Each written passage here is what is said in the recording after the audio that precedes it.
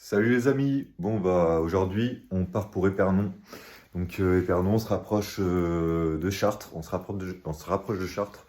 Il n'y a plus que 2 étapes qui me séparent de cette grosse étape. Donc j'ai hâte d'y être. Et puis voilà quoi, on va se mettre en route. Allez salut. Je repasse par le jardin du château de Fontainebleau. Voilà, donc j'ai bien retrouvé le marquage là-bas. Ce soir, je dors au prieuré Saint-Thomas. Donc un prieuré, en fait, c'est un petit monastère, quoi, tout simplement. Je profite de cette longue ligne droite pour vous expliquer quel chemin français mène jusqu'à Santiago et ainsi que les chemins espagnols. Donc en France, en fait, il y a 3 grands chemins qui mènent jusqu'à la frontière espagnole. Donc la voie de Tours, celle que je suis en train de prendre, la voie d'Arles qui traverse tout le sud de la France, donc Arles, Toulouse, etc. La voie de Vézelay qui part de Vézelay en Bourgogne et la voie du Puy-en-Velay qui part d'Auvergne. C'est la plus réputée d'ailleurs, parce que apparemment la plus belle. Moi je prends la voie de Tours, donc je passe par Chartres, Tours, Poitiers, Saintes, Bordeaux et Saint-Jean-Pied-de-Port, la dernière ville avant l'Espagne. En Espagne, il y a 2 chemins pour les Français. Il y a le Camino Frances, qui est le chemin historique, le plus vieux, le plus ancien, et le Camino del Norte, qui longe tout le littoral atlantique. Moi, je vais prendre le Camino Frances, parce que même s'il passe dans les terres, qu'il est plus aride, qu'il est plus chaud que le Camino del Norte où il y a la mer, j'ai envie de faire le chemin historique, le chemin traditionnel, que les pèlerins empruntaient depuis le Moyen-Âge. Camino del Norte, moi je suis pas là pour boire des bières au bord de la plage, pour faire trempette, etc. Moi je suis là pour en chier les gars. C'est aussi ça l'esprit du chemin, il faut se mettre à l'épreuve pour devenir une plus grande personne. Toujours plus loin, toujours plus haut. Bon là j'arrive au village de Gazéran, j'en profitais pour faire une petite pause. Ça fait 1 heure et demie que je suis parti là. J'ai décidé de prendre mon temps, de ménager mon corps parce qu'il n'y a que comme ça que j'y arriverai.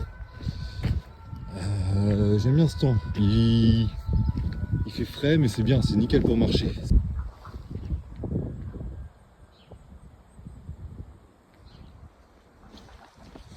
Bon alors là, je vous montre un peu. Je suis arrivé à Gazéran. Et je dois aller... Où est-ce que je dois aller? Je dois aller ici, à Épernon. Donc ça va. C'est une plutôt courte étape aujourd'hui. Je crois que je vais longer un peu ce cours d'eau là pendant un moment. Et puis après on va trouver le prieuré. Certains m'ont demandé si je faisais cette randonnée pour des raisons religieuses ou pas du tout. Alors oui, pour moi c'est pas qu'une simple randonnée, c'est un pèlerinage. Je suis chrétien, catholique, croyant. Et si je marche, donc c'est pour cette raison, mais aussi pour une raison de développement personnel. Voir de quoi je suis capable seul dans la nature, livré à moi-même, pour partir à la découverte de mon pays aussi. Traverser de pied à pied, c'est pas rien. J'ai envie de voir de quoi je suis capable. Et voilà. C'est le côté aventure, développement personnel et le côté religieux. Ouais. Puis je pense que se mettre dans la difficulté, ça permet de nous faire grandir aussi, de nous faire évoluer. C'est pour ça que Compostelle, c'est ce qu'il faut quoi. Parce que là, voilà, j'avais besoin de quitter ma routine quoi, tout simplement. Puis je sais pas ce que je ferai après. Là, je me suis donné 4 mois pour accomplir ce pèlerinage. Je sais pas ce que je ferai après, mais pour tout vous dire, j'ai pas vraiment envie de retourner dans mon quotidien que j'avais avant. Je sais pas encore, je suis en train d'y réfléchir. Là, ce qu'il faut savoir aussi, c'est que je me suis vraiment laissé le temps. En fait, j'ai démissionné, j'ai pas pris de congé, ou quoi. J'ai vraiment démissionné de ma boîte et puis je voulais me laisser le temps pour vivre cette expérience à fond, pleinement et vraiment me sentir libre, quoi. Pas courir parce que je dois reprendre le boulot après ou je sais pas quoi. Et je vous jure, il y a des coups de feu partout autour de moi.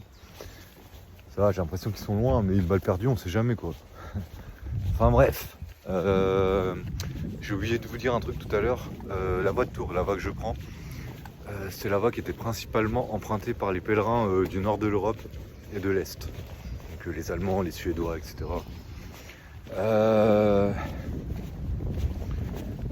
La voie du Puy-en-Velay, c'est la voie qui est la plus populaire. Enfin, là-bas, les gîtes, ils sont complets depuis février. Enfin, c'est un truc de malade. Et la voie de Tours, donc celle que je prends, c'est la voie la moins populaire apparemment. Il y a le moins de monde, jusqu'à Bordeaux. C'est un avantage et un inconvénient. L'avantage, c'est qu'au moins les gîtes ne seront jamais complets. Je peux me permettre d'arriver un soir comme ça sans réserver et d'être presque sûr qu'il y a une place, s'il est ouvert. Et l'inconvénient, c'est que ouais, je vais être seul quoi. Je vais être seul, hein. Après, putain, encore un coup de feu. Après, c'est bien d'être seul de temps en temps.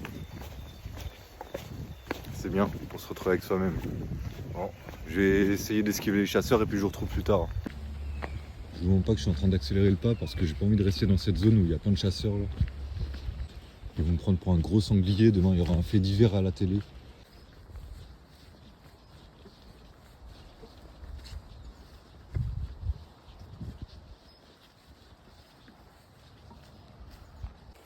En tout cas, je suis content de mon achat là, une petite sacoche. C'est quand même plus confortable que la sacoche médiévale que j'avais en cuir attachée à la ceinture. Moi, je suis plus là à remonter mon pantalon toutes les 30 secondes. Ouais. Ah, mais je suis parti de Paris en me disant, ouais on va faire Compostelle façon médiévale et tout, voilà, etc. Mais bon, force est de constater que le moderne n'a pas que des défauts, quoi.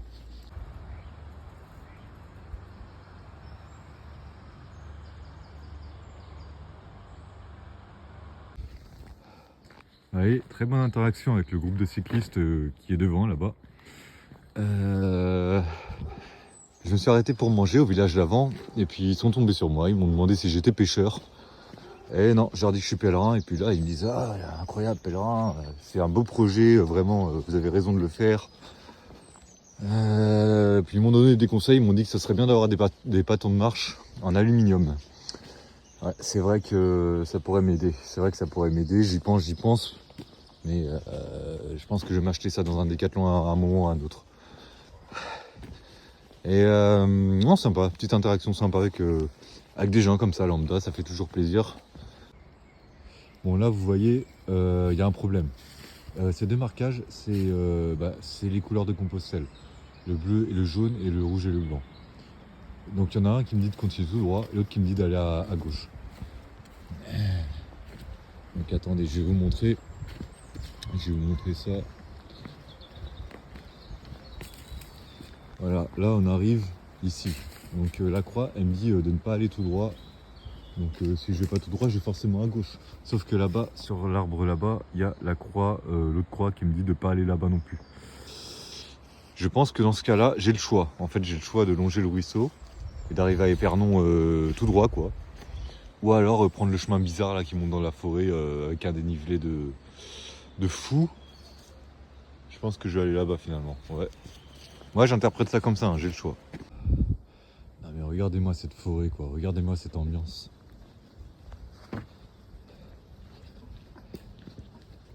J'adore.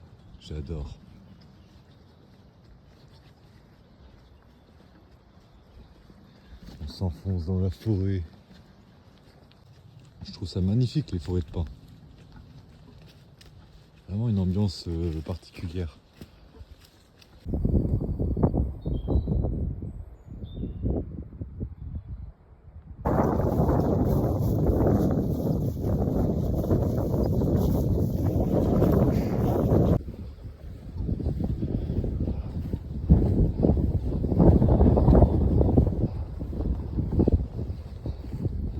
Santiago de Compostela.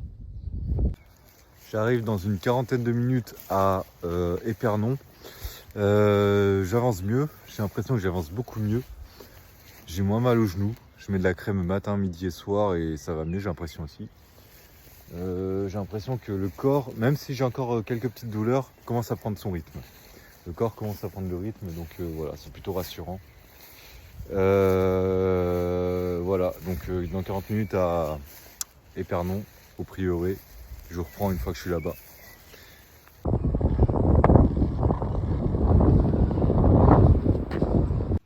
Voilà, je suis bien arrivé à Épernon, donc dans le prieuré, on m'a donné ma chambre, etc. C'est sobre, hein. C'est sobre comme déco. Il n'y a pas grand chose, il y a un évier, il y a une table et il y a un lit.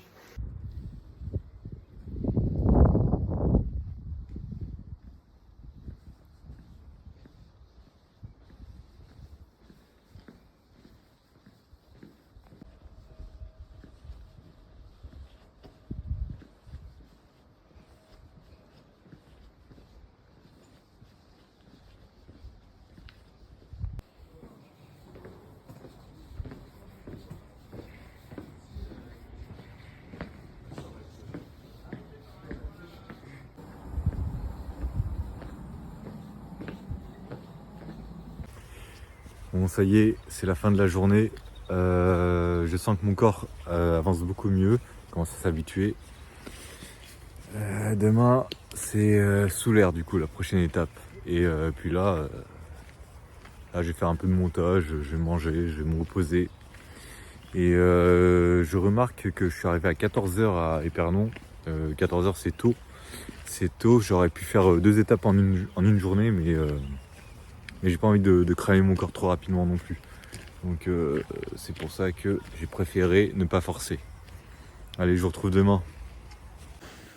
Voilà, donc en fait c'est de ça que je vous parlais tout à l'heure, les chemins. Donc au niveau de la France, donc vous voyez en bas il y a la voie d'Arles, au niveau de la Méditerranée. Ensuite le Puy-en-Velay, Vézelay, puis Paris. Pour vous montrer plus en détail, moi je vais faire ça en fait. Donc Paris, vous avez vu il y a la variante d'Orléans et celle de Chartres. On voit Chartres ici. Donc là je suis entre Rambouillet et Chartres en gros. Donc Tours, Poitiers, Bordeaux, Saint-Jean-Pied-de-Port au sud. Voilà. Ensuite au niveau de l'Espagne, donc là vous voyez en gros le Camino Frances, le gros chemin en rouge. Et puis le chemin en pointillé, c'est le Camino del Norte.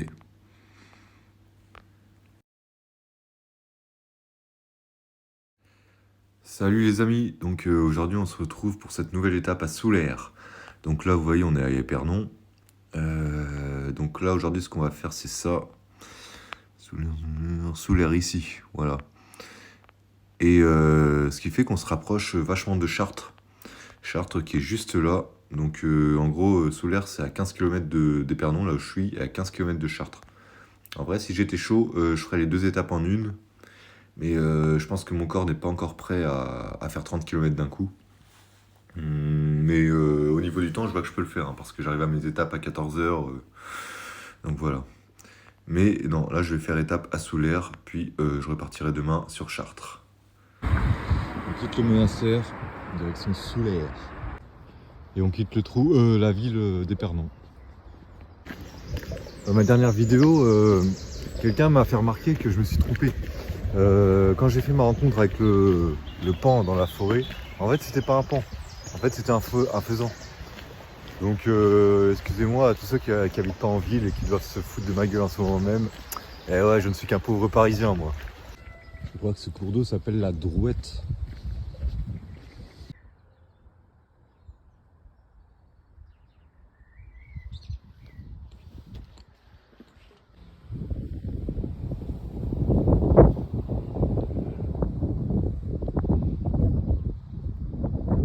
Regardez-moi ces chaumières. J'ai une maison comme ça moi. Et moi plus tard, mais je vais vivre dans une chaumière quoi. Ça a trop de charme.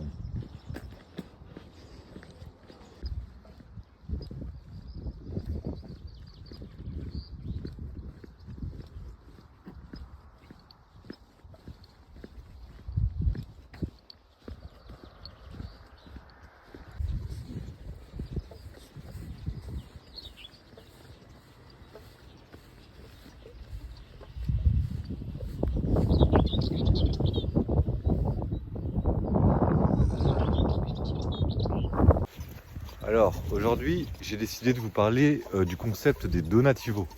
Donc les donativos, qu'est-ce que c'est? C'est sur le chemin de Saint-Jacques, il y a des gens, des bénévoles qui accueille les pèlerins gratuitement, bénévolement. Et à la fin, on donne ce qu'on veut, donc 10 euros, 20 euros, 30 euros, comme on veut, selon nos moyens. La maison de ces bénévoles s'appelle un donativo, voilà. C'est propre à Compostelle. Là-bas, je dors là-bas ce soir. Ça peut aussi être un petit stand sur le bord de la route avec des produits, de l'eau, de la nourriture. On peut se servir comme on veut. Donc voilà. Voilà, c'est ça, un donativo. Voilà, donc ce soir, je dors chez des gens qui ont bien voulu m'héberger gratuitement. Enfin, gratuitement, non, j'ai quand même laissé quelque chose. Je suis pas un rat, quoi. Donc voilà. Allez. Oula, il m'a fait peur celui-là.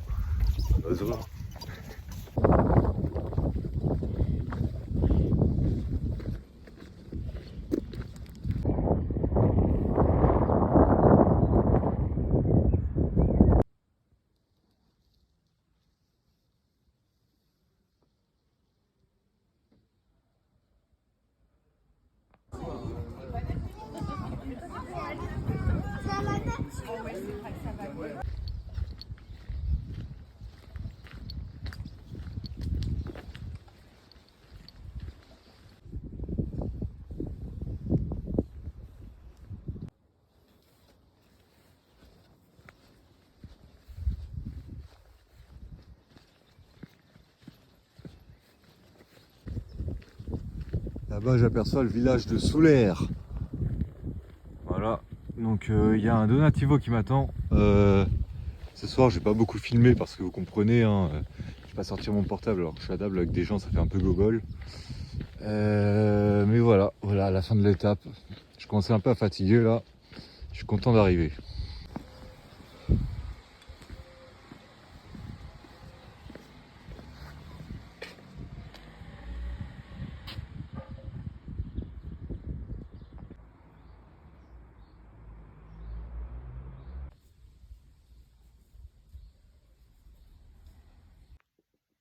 Bon, je parle pas fort parce qu'ils sont à côté et peut-être qu'ils essayent de dormir. Mais très bonne soirée chez des inconnus. Des inconnus à la base. Et puis on a bien discuté. C'était des gens très sympathiques, très profonds. On a eu des bonnes conversations, des bonnes discussions. Et ils m'ont généreusement offert le JT, le couvert. J'adore cet esprit de charité chrétienne, tout simplement. Et puis voilà.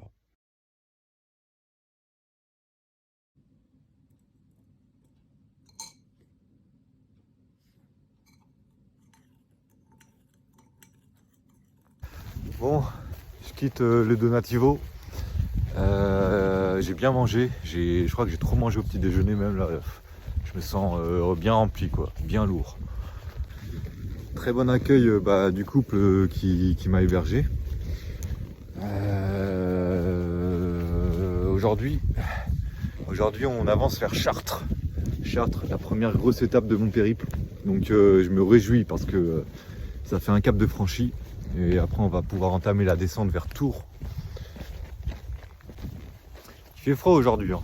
Il fait froid. Je suis doublement content parce que déjà, c'est une grosse étape. Et il y a une surprise qui nous attend là-bas. Une petite surprise, je vous en dis pas plus. Donc Chartres, c'est une ville importante dans l'histoire de France. Pourquoi? Parce que elle a une grande cathédrale. Une grande cathédrale très réputée. Une cathédrale qui accueille le voile de la Vierge. Voilà, c'est la relique qui se trouve dans la cathédrale de Chartres. Le voile de la Vierge Marie. Tous les ans, en mai, il y a un pèlerinage qui est organisé là-bas. Bon, moi, mon pèlerinage est un petit peu plus long.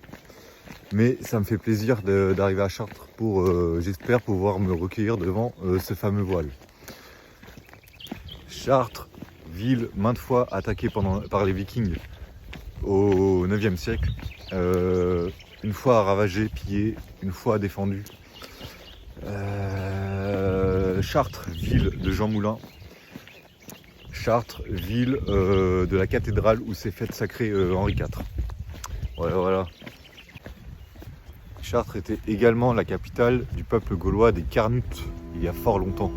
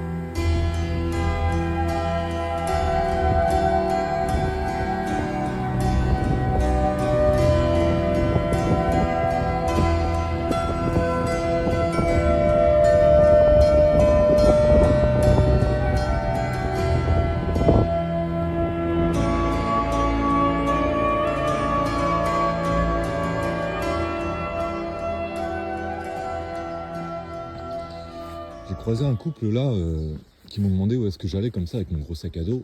J'aurais dit bah Compostelle. Et ils m'ont dit, ils m'ont regardé avec des grands yeux. Oh, mais vous êtes fous, c'est trop loin, etc. Mais bon courage. Bah ouais, je sais que ça surprend les gens. Hein. Après, en vrai, quand on fait ça étape par étape, c'est pas si compliqué. Hein. C'est pas si compliqué. Là, j'ai vraiment pas l'impression que je suis parti à pied de Paris, quoi. Je suis en pleine forme, je suis bien.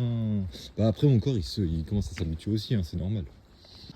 Donc là, je suis en train de ralentir le pas parce que j'ai pas envie de traîner dans la ville trop longtemps avec mon sac à dos.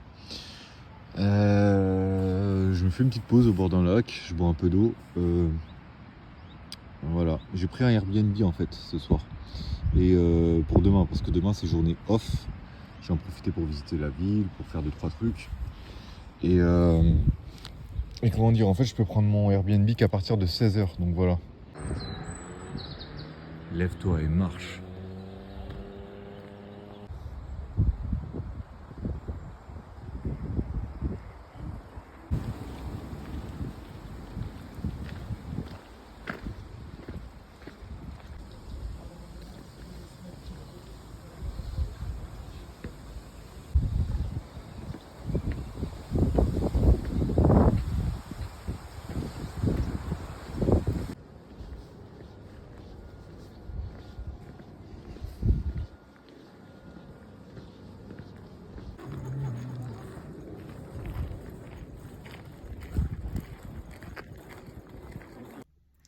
Je suis bien arrivé dans mon Airbnb, les amis.